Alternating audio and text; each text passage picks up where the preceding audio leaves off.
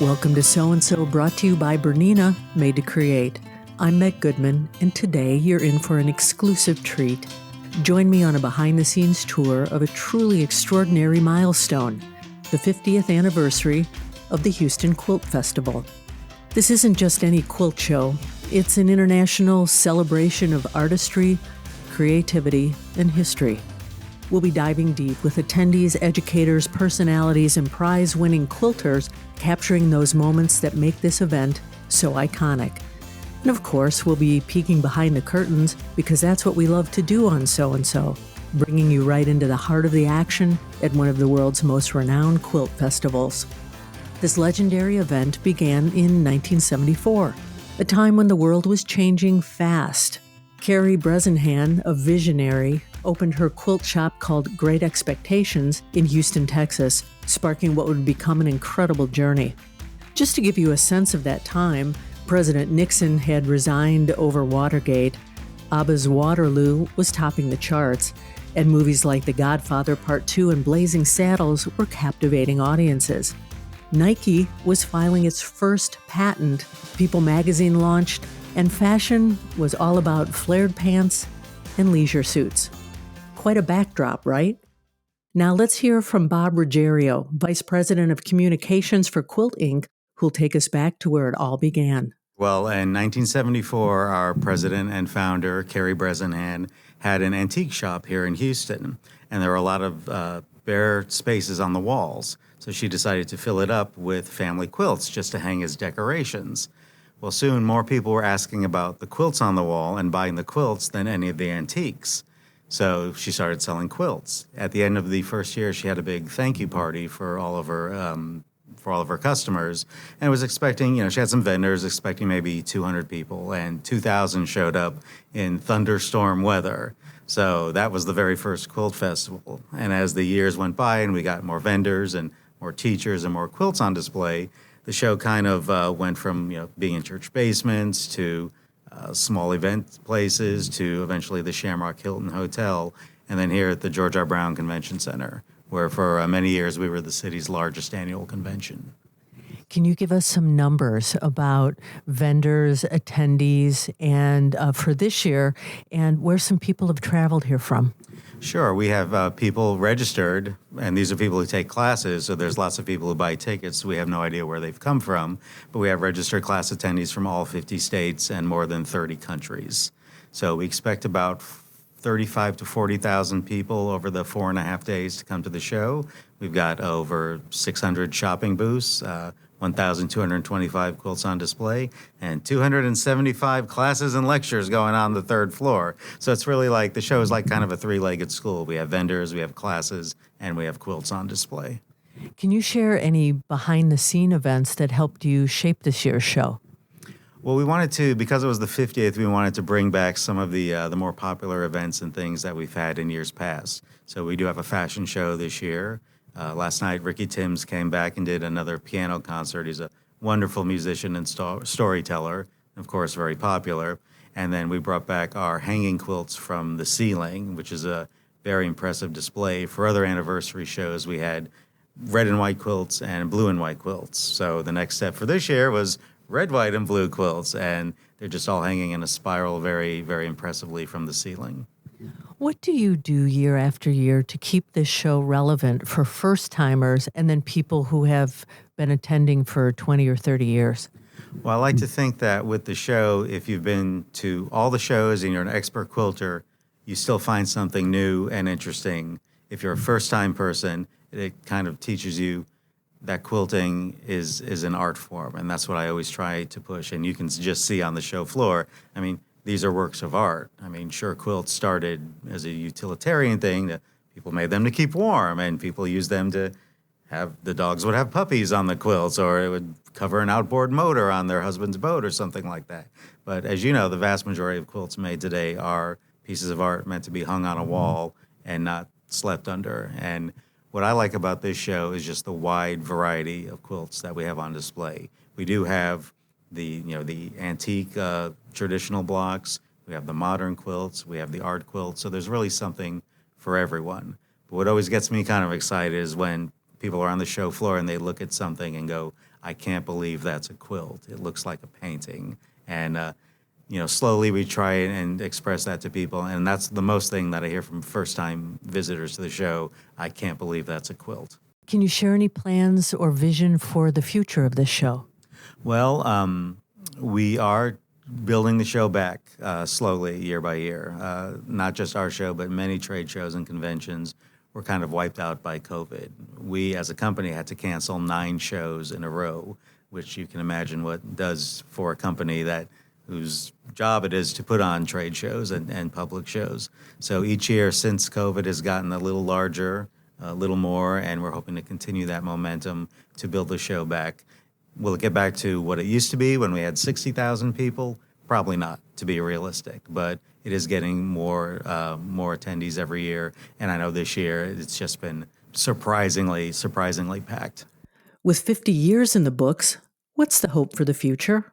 I just really hope that it continues to thrive, and my number one thing is to get the general public to understand and appreciate quilting as the art form that it is. And again, I don't have to tell you, I don't have to tell your listeners, you already know what it is, but I really want to try and get that out there to a more general public that is not familiar with the craft and the art form. One of the magical things about this festival is the incredible diversity of the people it attracts. We met quilters and vendors from every corner of the globe, each bringing their own style, culture, and passion to Houston. Take Isabelle Biche, whose company brings the finest linen from France. So my company name is L'Atelier d'Isabelle, and it's mean Isabelle Workshop. Isabelle, where are you from? I'm from France, and I'm living on the Atlantic Ocean coast on a very small island. Why did you decide to come all the way to Houston this year? Oh, I'm coming since 2014, so I'm coming every year, and I'm very happy to be there and to meet all the people from America and from all the world. So it's very nice. Tell us about your store. So my store, I designed some wool felt applique, and I'm using the background linen, and I print also my design on linen. So everything on my booth is linen from France. Or Karen Berry, who represented the spirit of Hawaii through her store Quilt Passions at the show. We definitely try to promote island-themed projects, the dolphins, the turtles, the fish, the palm trees, the flowers. We have so much to share. Always very bright, vibrant colors. That's part of who we are too. And then we also educate and promote traditional Hawaiian quilting, which is very different. It's a very unique style done only in the Hawaiian Islands. How is it different? Well, it's got 3 major components. It's always a symmetrical design. It's a little bit like when you were a kid in school making a snowflake. They take fabric and they fold it up in 4ths or 8ths, and they cut a design, symmetrical design, open it up, and applique it onto a contrasting background. So there's always just usually 2 fabrics that contrast. The other distinctive thing is the echo quilting. When they get the applique done, it's always done traditional needle turn applique. That's the second component.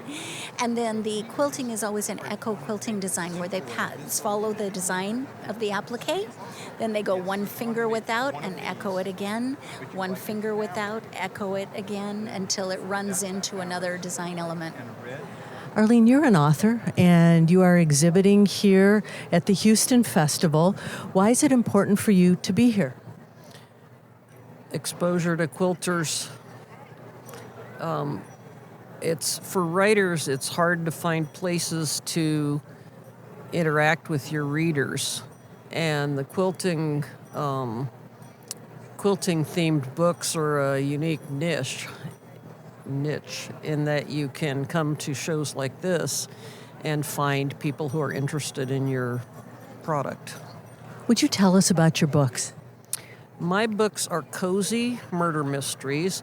They're set in the Puget Sound area of Washington State, and they feature a long-arm quilter, Harriet Truman, and her group, The Loose Threads, who do all kinds of quilting. As cozies, there's no graphic sex, violence, or bad language, just a tastefully done murder and lots of quilting.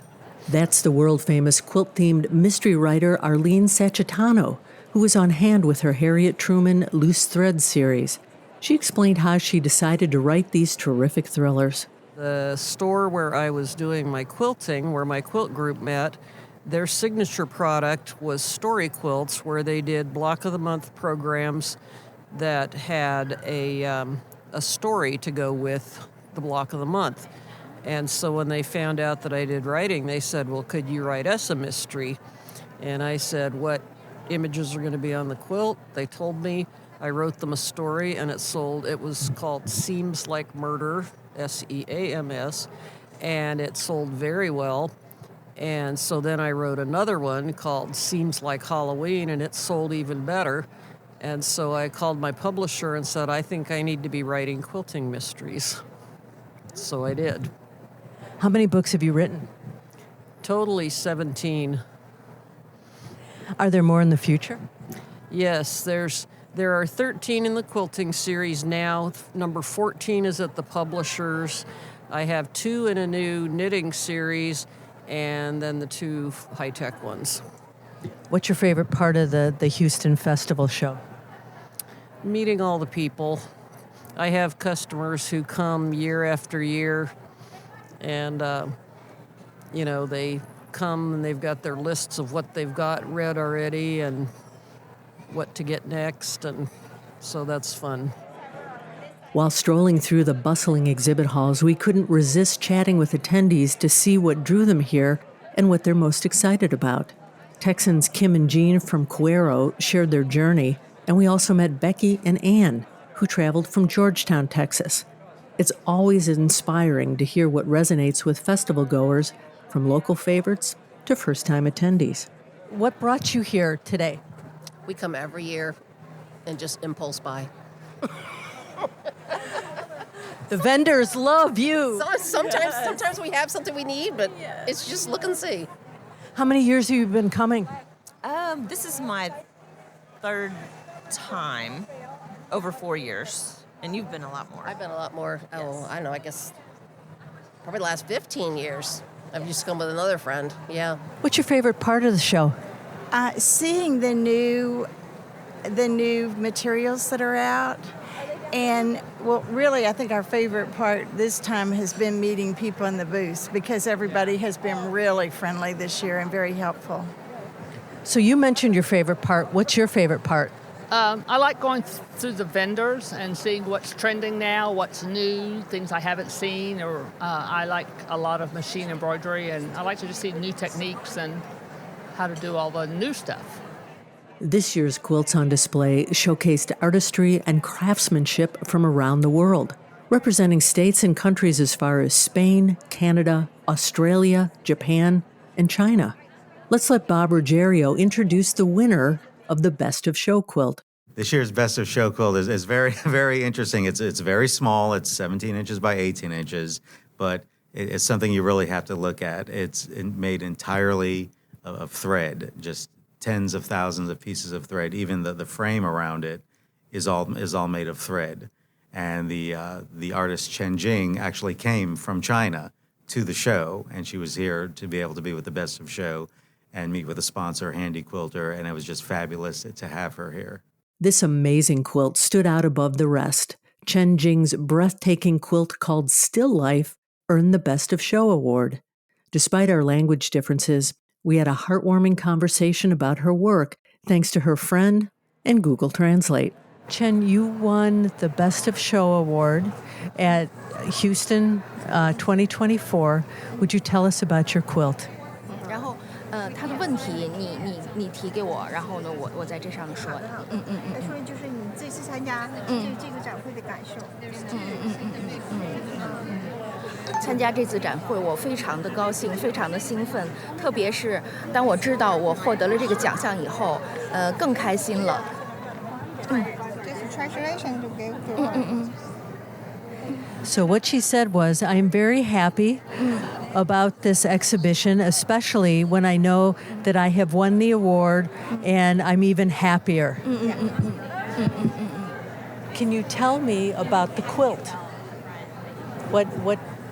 Tell me the story of the quilt. 就是你是怎么构思成这个作品？行，好的，差不多用了1年的时间，我一直探索用真丝做拼布，先说这一部分吧。And she said for almost a year, I've been exploring the use of needle silk for patchwork. 经过各种尝试，我找到了一种我擅长使用的方法，于是运用这种方法，创作了这幅作品。After all kinds of attempts, I found a way that I was good at using, so I used this method to create this work. 因为真丝是中国的传统面料，中国人喜欢真丝，所以我特别的希望能用真丝表现出很好的画面效果。Because silk is the traditional fabric of China, we Chinese like silk. So I especially hope to use silk to show a good picture effect. 在这幅作品里，我也借鉴了很多中国传统的技艺。In this work, I also draw on a lot of traditional Chinese memories. Yes. We then asked about her technique and shared the response from Google Translate. There is a kind of traditional embroidery called Su embroidery in China, and there is a kind of embroidery called double-sided show in Su embroidery. 双面绣产生的效果就是正反两个面呈现完全不同的画面。The effect of double-sided show is that the positive and negative two sides present completely different pictures. 我从这种效果中获得灵感，希望能用拼布的方式表现这样的效果。I got inspiration from this effect, hoping to use the patchwork way to show such an effect. We also reconnected with Kestrel Michaud from West Melbourne, Florida. Kestrel is a repeat winner this year, taking the Master Award for Contemporary Artistry. This quilt behind me is titled The Arrival. It is another story from my imaginary steampunk world, and it depicts a castle on top of a very elaborate rock formation on the beach with very dramatic clouds in the background. How did you choose this topic for your quilt? I'm slowly illustrating lots of stories from my imaginary steampunk world, and this is just one more story that's taking place up in my head. Remind us how long you've been quilting and why you have chosen steampunk as your theme. I learned to quilt in 2018, but I do have to disclaim that fact by saying I've been making fused applique pictures since I was in high school. So I've been doing something similar to this for 2 decades now. And I play a lot of video games. I play Dungeons and Dragons. I read fantasy books, and fantasy is my jam. So I have this imaginary world in my head, and I enjoy bringing it to life with my fabric. One of the most heartwarming aspects of the Houston Quilt Festival is the focus on giving back. Every year, talented sewists and quilters lend their skills to support nonprofit organizations. This year, we met several groups new to the podcast, including Danielle Harper from the Barbara Bush Foundation and Jessica Rudolph from My Very Own Blanket. Each organization brings its own beautiful mission to the festival, powered by a shared love for quilting. Danielle, tell us about your organization. So I work for the Barbara Bush Houston Literacy Foundation. We are a Houston-based foundation that was formed 10 years ago by Neil Bush, who is one of the sons of Barbara Bush. The Bushes have always been very involved in literacy. Obviously, First Lady Barbara's big thing was child literacy. So our goal is to advance her legacy and transform the lives of children in our community. We know that in the communities that we serve, there's one book for every 300 kids. And so our goal is to decrease that deficit and give children the tools they need to learn and become literate and then become good citizens in the United States. This is your first time at Houston Festival 2024 this year. Tell us why it's important for you all to be here. So it's a little bit of a twofold. We are here advertising for a call for an exhibit that is happening in the fall 2025 show. 2025 would have been Barbara's 100th birthday. So in honor of that, we are working with Quilts to do a call called Reading in Remembrance, a tribute to Barbara Bush, which will focus on quilts that tell child's literacy stories or just bookshelf quilts or quilts about Barbara. And so we're here drawing attention to that call, as well as just drawing attention to our foundation and the work we do in Houston. Our office happens to be across the street from the Quilts Incorporated office, and my mom has worked the quilt show for 30 years as a Peace Corps member.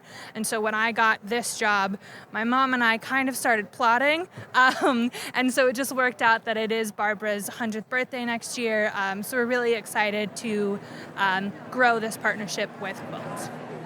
My Very Own Blanket is a charity where we support women who quilt and sew and make quilts for kids and teens in foster care and in need in their area. How did you get started doing this? In 1999, 25 years ago, I had 3 babies. They were 1, 2, and 3 years old. I couldn't hold them all, and so I laid them down in their 2 cribs and their toddler bed. I sat in a rocking chair and was knitting a blanket so that they could see my presence as they were falling asleep. And I thought to myself, who could I knit this blanket for? My babies already had a blanket. They didn't need another one. So I thought, I could knit this for a child in foster care. I'd always heard that they didn't have very much. And I continued to sit there and knit every night, and I thought the course of the next year, I'll give it away next Christmas to the Area County Children's Services. And as I continued to sit there and knit, and I felt good about my idea, I thought, what if I ask others to help me?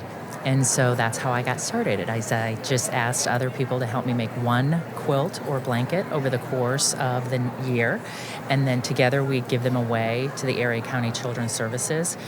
It wasn't until that next year did I see the need from the caseworkers that these kids really need something like this to show them love. And of course, we've visited with MD Anderson, So Powerful, and Creativity Shell to reintroduce them as they have previously been on this podcast. This is for MD Anderson, and we're raising funds for the Ovarian Cancer Research Program. We've been doing this since 2008, and every other year we have an online auction.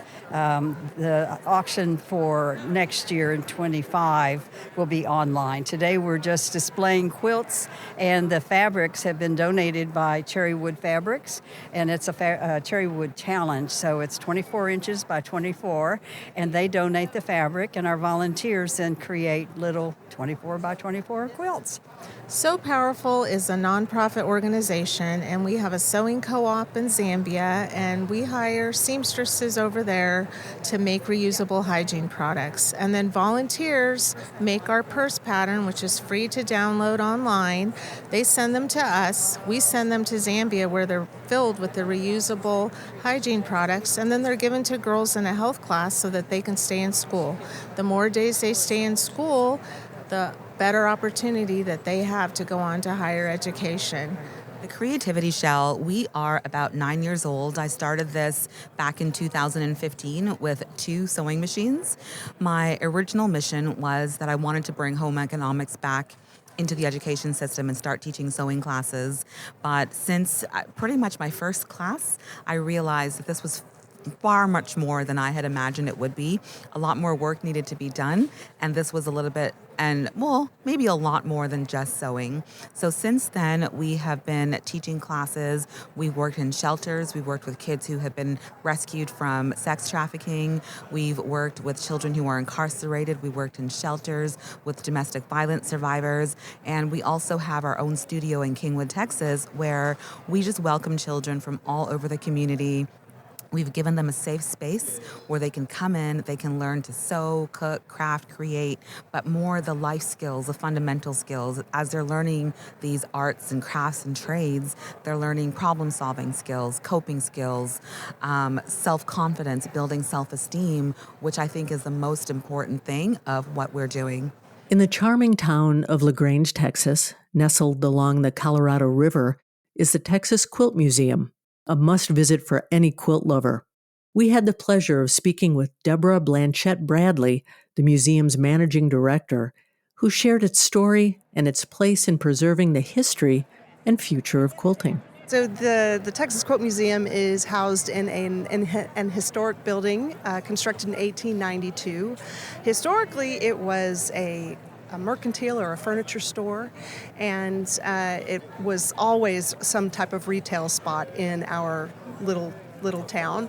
From 1892 till the early 2000s, it functioned always as a retail store. And in 2010, our founders, Karey Bresenhan and Nancy O'Brien-Puentes, stumbled upon our building desiring a location to have the Texas Quilt Museum. They are the founders of the International Quilt Festival, and so they desired a location that would be open year-round rather than just a few days in the fall in Houston. And because LaGrange is central in Texas, it was the perfect location. So they got to work restoring our building, and everything used in the construction of the building historically was taken from LaGrange or Fayette County, where we're seated. Longleaf pine floors, everything, all of the carved columns within have been carved from a longleaf pine tree. The bricks were made in LaGrange. It's a beautiful, historic building that has been 95% restored to original integrity because of their vision. And it's the perfect setting for these incredible quilts. Everyone is always welcome to call us or connect with us on our website, www.texasquiltmuseum.org.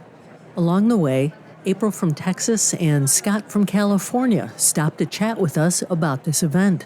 A lot of the bright colors, just amazing bright colors. Not so much the collages, but like the photo-looking ones are really interesting to me. What's your favorite part of the show? The walking around looking at all the booths and seeing the new stuff. But I do love the quilts because I like to see all the new stuff that people have come up with, the ideas, different ideas that I wouldn't have thought of, putting colors together. That to me is interesting. Well, my wife has some work friends that they always meet and go to the quilt show. It's kind of an annual event, so they plan their reunions around the quilt show. And why did you tag along this year? Have you been here before? First time for me, but I enjoy seeing new things and checking out the new gadgets. There's always interest in what goes on behind the scenes to make this all happen. Jeannie Delpit, BERNINA's national events manager, provided insight into her role and what it takes to make an exhibit like BERNINA's happen. Well, I've been with the company for a few years. I started back in 1996 as a regional sales manager. And I did that for 5 years, and then I had the opportunity to join the education department. And we joke, we say, you go from sales to education, from the dark side to the light side, but it's all an amazing journey. I have been in the education department since then.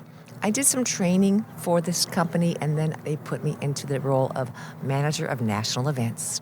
So my challenges are, and I say challenges in a good way, the trade shows, our ambassador program, and BERNINA University is one of my joys. So you put together how BERNINA shows themselves to the world at these trade shows. Tell us some behind-the-scenes thing. What does it take to put together exhibits? A team of creative individuals, a team who can sit down and give and take, talk about the yays and the nays, talk about what's worked well in the past, think about what's going to be successful in the future. The big thing is we have to gear it towards our customers.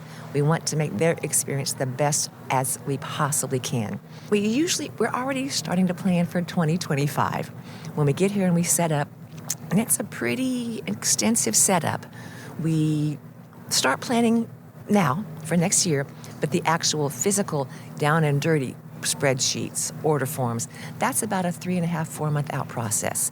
We reserve the booth space, And then we talk about how well that booth space will be represented with the products that we have. We also bring in classroom machines for the show.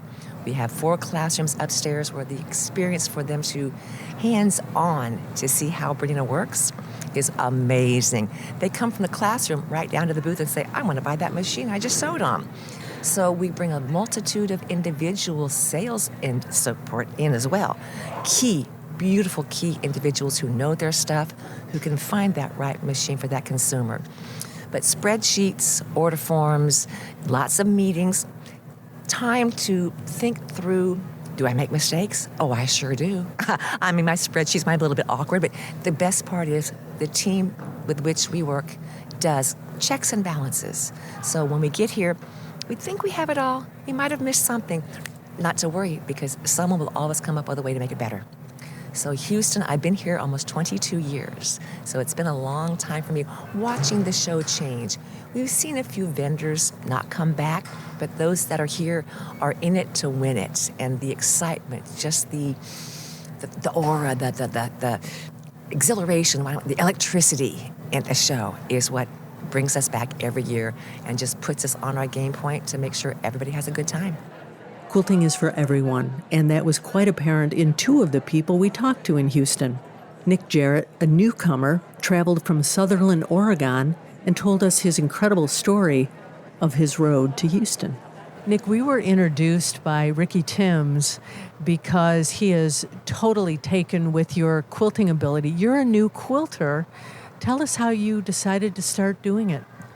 Well, about a year ago, a little bit over a year ago, I bought a sewing machine because my wife expressed interest in sewing, and she didn't know how to work the machine, so I figured, what the heck, I'll figure it out. And so I dabbled on the internet, found some video of these ladies making a 12-patch quilt, and I thought, that looks like fun. It looks easy. You just cut and sew squares together and put strips on it. From there, I was like, I'll figure out this machine and make something similar. And I found this book called The Quilter's Bible, I believe it's volume 3. And I was flipping through the pages trying to find the most challenging pattern I could find, and I found a Lone Star, and I decided I'll make that Lone Star. I didn't really care about the rest of the quilt. I just wanted to make that Lone Star, and it's kind of variegated, and that looked like fun. So I made it, and it was really easy, and I made sure my points were all perfect. I brought it to our quilt shop, and they just ate it up. They loved it. They couldn't believe I just did that for the first time. It was like, so it inspired me, and I was like, I'm going to add on to this. And I added some little star points behind it, and I put a chain border around it, and the quilt just kept begging for more and more, and I was like, I'll just keep adding to it. And then summer hit, and I forgot about it for the whole summer, and came back the next winter, and the shop, they kept pestering me, you need to finish that quilt. And I'm like, okay. And I got into the quilting aspect of it and got on the long arm and made my first quilt, and it was such a blast. I had so much fun making that thing, and won 4 ribbons at my first show this last April of 2024. Yeah, 2024. And from there, it's just been just a roller coaster of my quilting journey. It's crazy. So now, is quilting what you do full time? Do you have another profession outside of that? So I am a full-time machinist at Arenco. I operate lathes and mills and CNC machines. That's just my day job.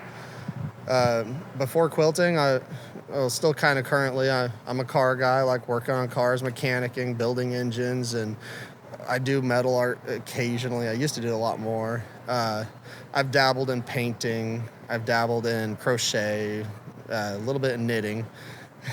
I made my wife's engagement ring, carved it out of wax, burnt the wax out, casted it with silver, and I like making things. And I just once I made a quilt and saw the reactions of people and just where it's taking me, I'm pretty sure quilting is something I want to make a career. And Uzoma Samuel, who we met at QuiltCon, had a large presence this year, having come a long way, both professionally and geographically. We met you in Atlanta a couple years ago, and you were debuting a beautiful quilt that you had just made, and here you are now in Houston. What have you been up to since we saw you last? Yeah, Atlanta was beautiful. It gave me the platform and connection to the quilting community in America through Sarah Trail. And since then, it opened up more opportunities for me to advance my work and showcase to more audience. And as an artist that is looking forward to grow my practice, I have to show more, I have to be more available. And I have been to the Pacific International Quilt Festival in California. My works have also been shown at Road to California. And my works currently is showing here at the biggest quilt festival in the world. I'm so happy and feeling so great about this. Pam Massey, who is the authority on all things serging, and Tony Smith, or Quiltoni, who is the authority on all things fast about quilting, told us what they've been up to lately. You're in your hometown. How's the show going?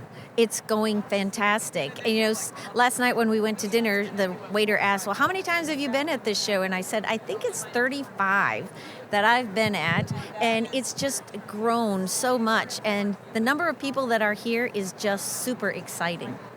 So 35 out of the 50 years, what changes have you seen that are notable during that time?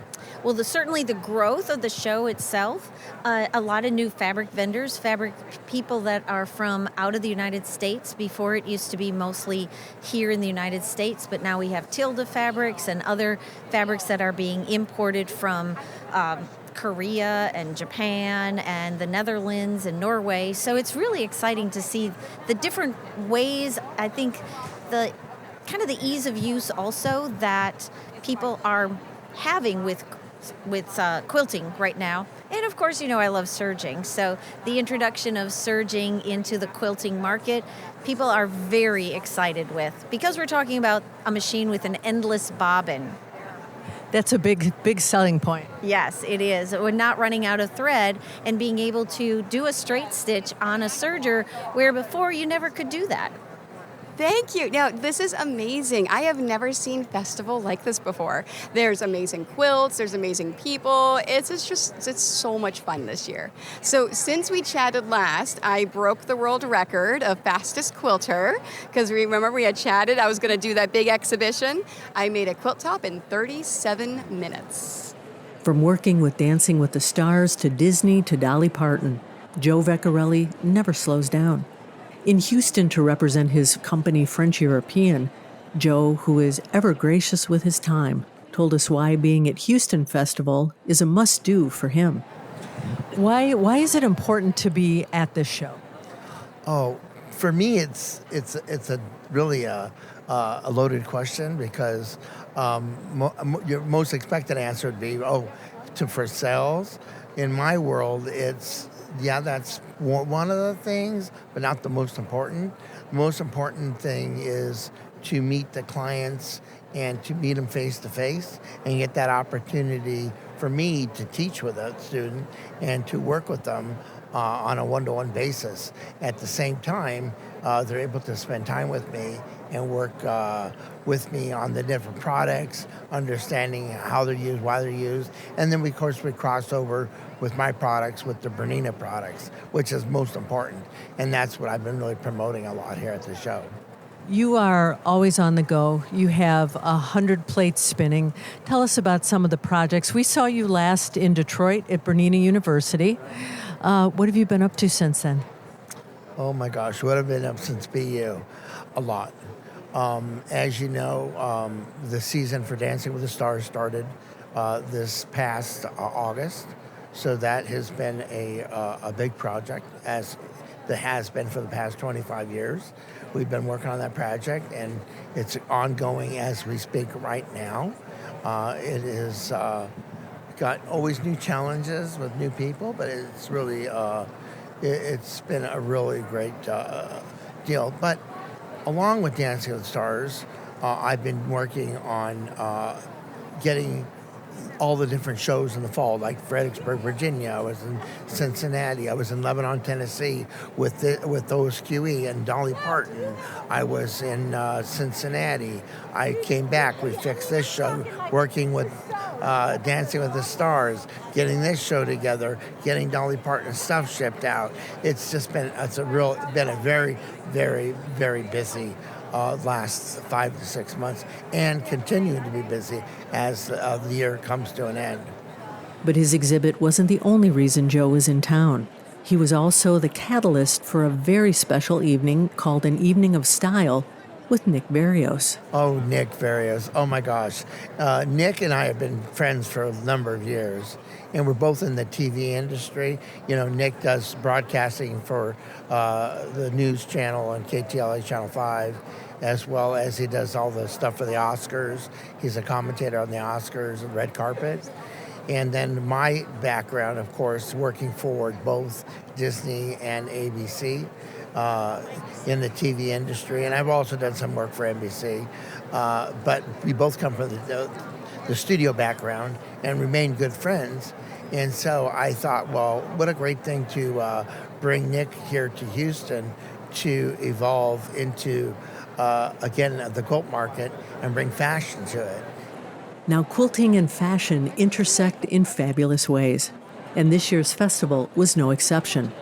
Nick Berrios, designer to the stars and Project Runway executive producer, hosted an unforgettable event, an Evening of Style.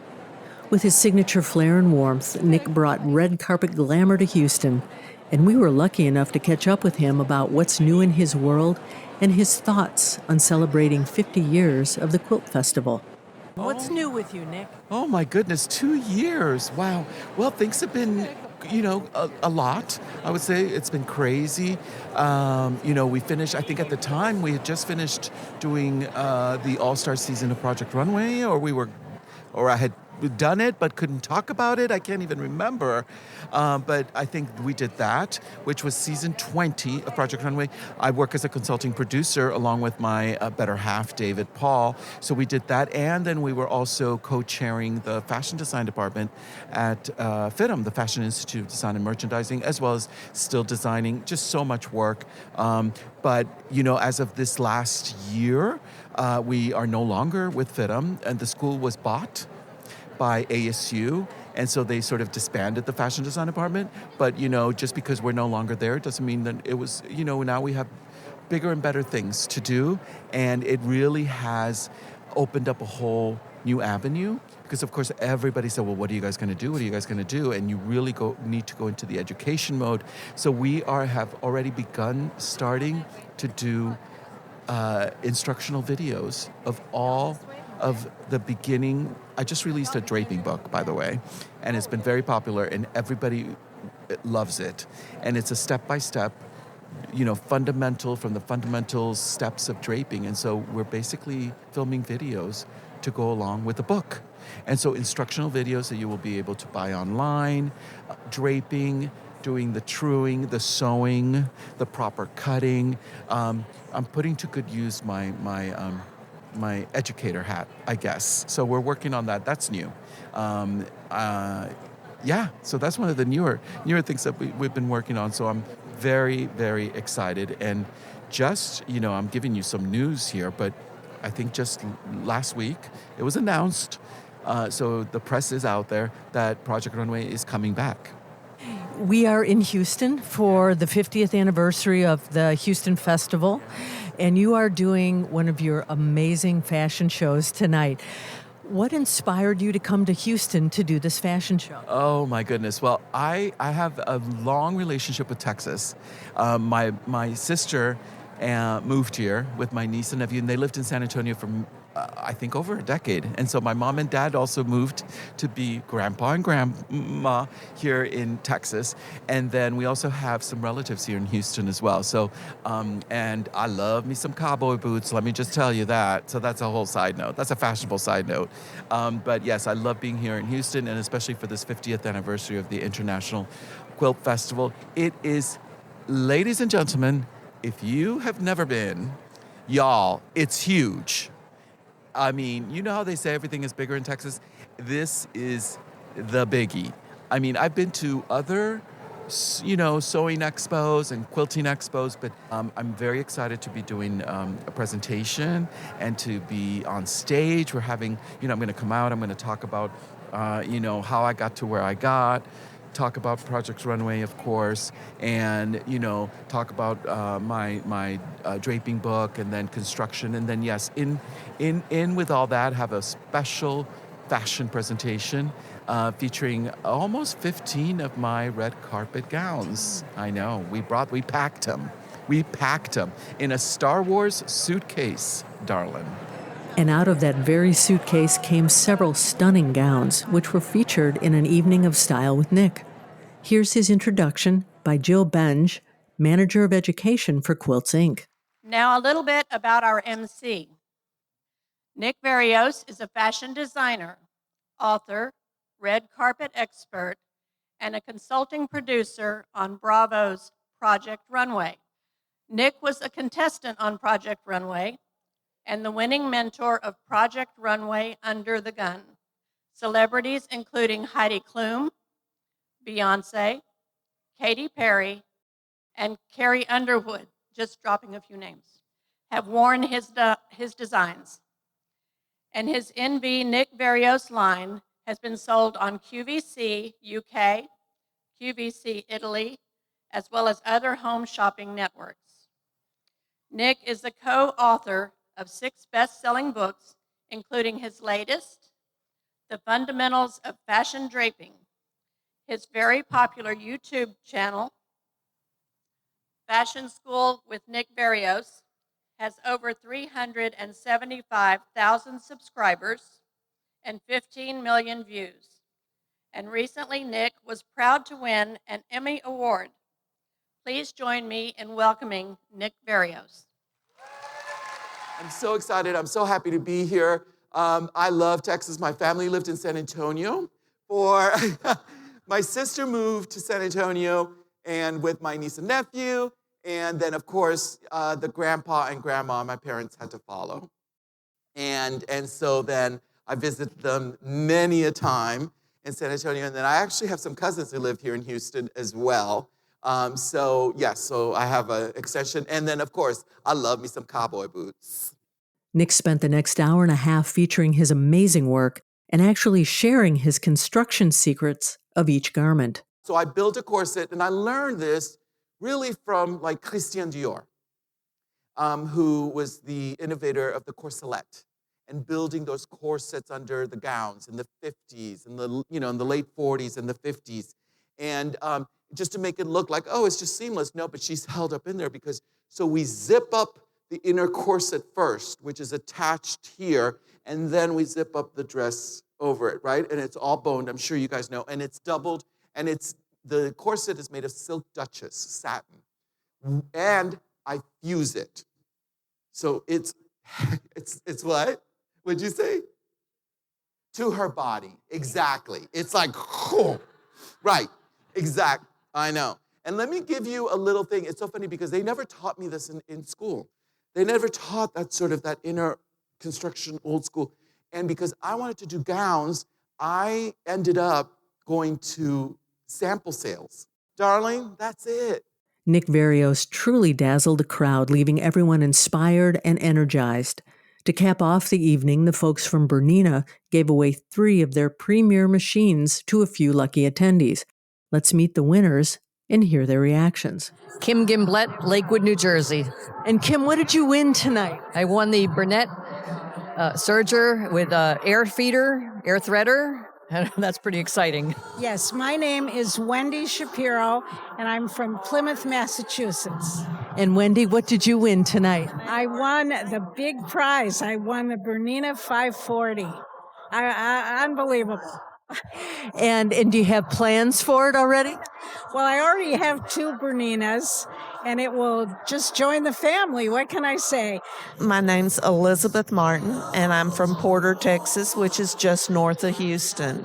Elizabeth, what did you win tonight? I won the BERNINA 79, I believe it was. And I'm quite excited about it because I've been wanting an embroidery machine for quite a while. As the evening wound down, we took a moment to hear from a few attendees about their experiences. Here's what they had to say. Beth, Pittsburgh. Beth, what did you think of the fashion show? Oh, it was fabulous. I just wish I'd been in the front row so I could have touched the last gown. Kathy Vetrana from Prescott, and I love the show, and I love the fashions, and I watch Project Runway. I'm Lynn Wanberg. I'm from Colleyville, Texas. And what did you think of the show? Oh, the gowns were so beautiful, and he explained so much about how to get the hems going and how to work on bias, and he gave so many techniques that it was very interesting to see how you can get a beautiful product like they do. After 4 vibrant and impactful days, the 50th anniversary of the Houston Quilt Festival truly became one for the history books. For 5 decades, this festival has celebrated creativity, innovation, and community building in the quilting world. Bob Ruggiero, Vice President of Communications at Quilt Inc., captured it perfectly. I guess there's one other thing that I would say, and I see this at every show, and I've seen this a lot more at this show, particularly because it's the 50th anniversary. I've talked to a lot of people that haven't been here since COVID or haven't been here in a number of years but wanted to make it here because it was the 50th. And it really is, it sounds cliche, but it's like watching a big family reunion. I mean, I see people embracing each other in the halls, crying. Maybe they've only known each other online, but they're meeting in person, or they're getting together with their sisters for a big trip. And I see the joy in people's faces when they're here at the show, making that kind of human connection that you can't get online. And it's this very spirit, the connections, the creativity, the shared passion that makes the Houston Quilt Festival so extraordinary. We at So-and-So were honored to be right there on the floor, immersed in it all. Our deepest thanks to everyone who shared their time, their stories, and their enthusiasm with us, painting a vivid picture of what makes this festival a cherished experience year after year. Be sure to subscribe to, review, and rate this podcast on your favorite platform, and visit our website, soandsopodcast.com, for more information about today's and all of our guests. That's SEWANDSO podcast.com. I especially want to thank BERNINA for making this program possible. I'm Meg Goodman, and I look forward to you joining us next time on So-and-So.